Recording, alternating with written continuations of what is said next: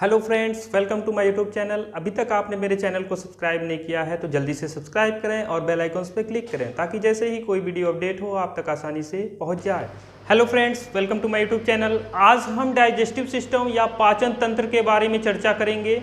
UP SSSC पेट में सामान्य जीव विज्ञान में हम जीव विज्ञान का एक टॉपिक है डाइजेस्टिव सिस्टम यानी पाचन तंत्र। इससे संबंधित क्वेश्चन, मनुष्य का जो पाचन तंत्र होता है यानी मनुष्य का जो डाइजेस्टिव सिस्टम होता है वो दो भागों में डिवाइड होता है। एक होता है पाचन ग्रंथियां और एक होता है आहार नाल।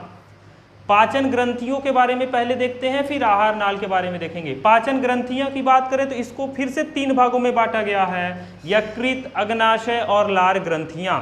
इन तीनों के बारे में चर्चा करेंगे कि यकृत क्या है, अग्नाशय क्या है और लार ग्रंथियां क्या क्या हैं। तो पहले यकृत की बात करें तो हमारे शरीर में एक तरह से समझिए कि जो सबसे बड़ी ग्रंथि है, बिगेस्ट ग्लैंड जो है, सबसे बड़ी ग्रंथि जो है वो हमारा यकृत है, ठीक है, जिसे इंग्लिश में लीवर कहते हैं।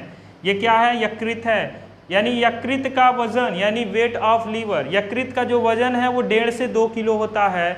यानी 1.5 से 2 किलो इसका वेट होता है, वजन होता है यकृत का। इसका कार्य क्या होता है? ये यकृत जो है वो पित्त रस निकालता है जो पित्ताशय में संचित होता है। यकृत का कार्य बस ये है कि वो पित्त रस निकालता है जो पित्ताशय में जाके क्या होता है? संचित हो जाता है। और पित्त रस की बात करें तो पित्त रस हल्का क्षारीय होता है जिसका मान pH 7.7 यानी 7 से ज़्यादा है तो क्षारीय होगा, 7 के थोड़े से पास में ही है इसलिए हल्का क्षारीय, अगर ज़्यादा दूर होता तो हो जाता क्षारीय। तो बस हल्का क्षारीय होता है 7.7। और हमारे शरीर की, अब ये बात होगी यकृत। अब दूसरे नंबर पे अगर दूसरी सबसे बड़ी ग्रंथि है हमारे शरीर की तो वो है अग्नाशय। हमारे शरीर की सबसे बड़ी ग्रंथि है यकृत और उसके बाद यानी दूसरे नंबर पे जो सबसे बड़ी ग्रंथि है वो है अग्नाशय। अग्नाशय के बारे में चर्चा करें। अग्नाशय का वजन जो होता है 0.25 किलो का होता है यानी 0.75 किलोग्राम का होता है। अग्नाशय को हम मिश्रित ग्रंथि भी कहते हैं। अग्नाशय को मिश्रित ग्रंथि भी कहते हैं। क्यों कहते हैं? क्योंकि अग्नाशय जो हो वह है अंतःस्रावी और बहिःस्रावी दोनों का कार्य करता है। अंतःस्रावी बहिःस्रावी दोनों कार्य करता है, इसलिए इसे मिश्रित ग्रंथि कहते हैं। अंतःस्रावी में ये इंसुलिन हार्मोन्स निकालता है, इंसुलिन हार्मोन्स निकालता है और बहिःस्रावी में क्या करता है? अग्नाशयी रस निकालता है। और यही अग्नाशयी रस जो होता है हमारे भोजन को पचाने का कार्य करता है। अग्नाशयी रस जो बहिःस्रावी निकालता है वही हमारे भोजन को पचाने का कार्य करता है। इंसुलिन की बात करें, इंसुलिन भी हमारा मोस्ट इम्पॉर्टेंट टॉपिक हो जाता है। इंसुलिन की अगर हमारे शरीर में कमी हो जाए ना तो मधुमेह हो जाएगा, जिसे आज के समय में हम लोग इंग्लिश में डायबिटीज़ कहते हैं। अगर हमारे शरीर में इंसुलिन की कमी हो जाए तो डायबिटीज़ या मधुमेह हो जाएगा। इंसुलिन जो है वो ग्लूकोज की मात्रा को नियंत्रित करता है, यानी हमारे शरीर में जो ग्लूकोज की मात्रा है उसको नियंत्रित करने का कार्य जो करता है वो इंसुलिन करता है। इंसुलिन से निकलता कहाँ से है? तो इंसुलिन अग्नाशय के एक लैंगरहैंस की दीपिका है, यहाँ से बीटा कोशिका द्वारा निकलता है। यानी बीटा कोशिका से लैंगरहैंस की दीपिकाएं की निकलती है और लैंगरहैंस की दीपिकाओं से अग्नाशय के माध्यम से इंसुलिन निकलता है। इंसुलिन प्रयोगशाला में सबसे पहले एफ बेटिंग इंपॉर्टेंट है, साइंटिस्ट का नाम याद रख लीजिए। इंसुलिन को सबसे पहले प्रयोगशाला में प्रयोग किया था एफ बेटिंग ने। और इंसुलिन में पाया जाता है जिंक, Zn। जो धातु पाया जाता है वो क्या है? जिंक धातु पाया जाता है। तो हम लोगों ने पाचन ग्रंथियां के बारे में अभी चर्चा कर रहे हैं। यकृत को देखा, अग्नाशय को देखा, अब लार ग्रंथियां देखेंगे, फिर हमारा आहार नाल बचेगा। इसे जल्दी से लिखना है तो नोट कर लीजिए। अगर हम बात करें लार ग्रंथियां तो हमारे शरीर में लार ग्रंथियां यानी डाइजेशन सिस्टम में 3 जोड़ी के रूप में यानी 6 होती हैं। लार शब्द जो है इसमें 2 इंजाइम, लार में 2 इंजाइम जो हमारे अंदर लार बनता है उसमें 2 इंजाइम पाए जाते हैं, टाइलिन और लाइसोजाइम। टाइलिन और लाइसोजाइम का कार्य क्या होता है? ये जो कार्बोहाइड्रेट्स होते हैं उनको पचाने का कार्य करते हैं। अब हमारी फर्स्ट जो है वो हो गया। अब हम बात करेंगे आहार नाल। आहार नाल की बात करें तो लंबाई 9 मीटर के लगभग में होती है अप्रॉक्स। इसका जो भाग है आहार नाल को बहुत निम्नलिखित भागों में बांटा गया। जो विशेष भाग हैं मुख गुहा, ग्रसनी, ग्रासनली, अमाशय, ग्रहणी, छोटी आंत, बड़ी आंत, मलाशय, गुदा, इन सब पे चर्चा करेंगे। सबसे पहले मुख गुहा है तो मुख गुहा की बात कर लें। मुख गुहा में 3 भाग होते हैं। अब इन 3 भागों में भी चर्चा करेंगे। दांत, जीभ, लार, ग्रंथियां। पहले दांत देखेंगे, फिर जीभ देखेंगे, लार, ग्रंथियां हो ही गई।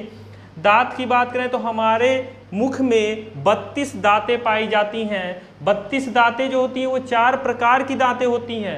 एक होता है कृतंक, दूसरा होता है रदनक या छेदक, तीसरा होता है अग्र चौड़क, लास्ट है चौड़क। इन चारों प्रकार के दांतों का अपना अलग अलग कार्य होता है।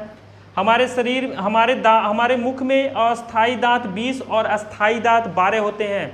जिसे कहते हैं ना दूध का दांत टूट गया, तो वो हमारे अस्थाई दांत होते हैं, और जो अस्थाई दांत होते हैं वो 12 होते हैं। हमारे शरीर में जो सबसे मजबूत भाग होता है वो दांतों का इनैमल होता है। दांतों के ऊपर एक पतली लेयर पाई जाती है जिसे हम इनैमल कहते हैं। दांतों में जो कैल्शियम होता है वो फास्फाइड के रूप में कार्य करता है, और जो फार्मूला बनता है CaPO3 का होल ट्वाइस। दांत का भी सूत्र है 21-23/21-23 बराबर 8/2/8/2 बराबर 16/16, 16-16 32। इसे जल्दी से नोट कर लीजिए। अब जीभ के बारे में चर्चा करेंगे। अगर आगे के पॉइंट की बात करें तो जीभ की लंबाई 8 से 10 सेंटीमीटर की होती है। स्वाद का अनुभव जो है वो हम कलिकाओं के द्वारा करते हैं, यानी जीभ पर जो है वो कलिकाएं होती हैं जिनके द्वारा हम अपने स्वाद का अनुभव करते हैं। अगर जीभ का जो अग्र भाग है, आगे का जो भाग है, उस पे मीठा स्वाद का अनुभव होता है। जीभ में जो मध्य वाला भाग है उस पे खट्टे स्वाद का, और जीभ का जो पश्च वाला भाग है वहाँ पर कड़वे स्वाद का अनुभव कराता है। और जीभ में जो अगल बगल वाले साइड हैं वो हमें तीखेपन का स्वाद का अनुभव कराते हैं। अब ग्रसनी की बात करें तो ग्रसनी का कार्य होता है भोजन व श्वसन के रास्तों को अलग अलग करने का कार्य।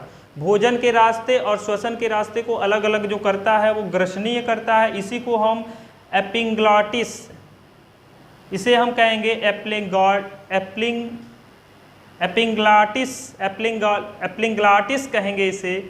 ये जो क्रिया है इसे एपिंग्लॉटिस कहेंगे। ग्रास नली की बात करो तो ग्रास नली की लंबाई 25 सेंटीमीटर, और ग्रास नली क्या करता है, हमारे भोजन को अमाशय तक पहुंचाने का कार्य करता है। ग्रास नली हमारे भोजन को अमाशय तक पहुंचाने का कार्य कौन करता है, ग्रास नली। अब आ गया अमाशय, मोस्ट इंपॉर्टेंट। अमाशय का कार्य जो होता है वो भोजन को एकत्र करना और पाचन को प्रारंभ करना। जितने भोजन करते हैं उनको एकत्र करना, पाचन का प्रारंभ करना। और अमाशय से HCl निकलता है। HCl जो है वो भोजन को पचाने के लिए जो अम्लीय, यानी HCl एक अम्लीय होता है, जो इसका pH मान 1 से 3 होता है। तो ये जो अमाशय से HCl निकलता है ये भोजन को पचाने में क्या होता है, सहायक होता है। अमाशय की बात करें तो अमाशय से जठर रस भी निकलता है, ये भी भोजन को पचाने में क्या होता है, सहायक होता है। अमाशय में 3 एंजाइम पाए जाते हैं, रेनिन, पेप्सिन और लाइपेज। वसा को पचाने का कार्य लाइपेज, यानी जो वसा हमारे शरीर में जो भोजन के तौर पे हम वसा लेते हैं वो लाइपेज भोजन पचाता है, और रेनिन और पेप्सिन जो होता है वो भोजन को पचाते हैं। जो तैलीय पदार्थें खाते हैं वो लाइपेज के द्वारा ही पाचन होता है। नवजात शिशुओं में अधिक मात्रा में रेनिन एंजाइम ही पाया जाता है, ना कि पेप्सिन और लाइपेज। रेनिन बहुत ज़्यादा मात्रा में पाया जाता है एंजाइम। ग्रहणी की बात करें तो ये C आकार की होती है, और यकृत और अग्नाशय को जोड़ने का जो कार्य करता है, यानी यकृत और अग्नाशय से जुड़ी होती है ये ग्रहणी। ग्रहणी के बाद छोटी आंत की लंबाई 6.5 मीटर के लगभग में। इसका जो अग्र भाग होता है उसमें 5 एंजाइम पाए जाते हैं, माल्टेज, सुक्रेज, लैक्टेज, ट्रिप्सिन और इरेप्सिन। तो जो ट्रिप्सिन और इरेप्सिन जो है वो प्रोटीन को पचाता है, माल्टेज, सुक्रेज, लैक्टेज कार्बोहाइड्रेट को पचाता है, और वसा को लाइपेज पचाता है।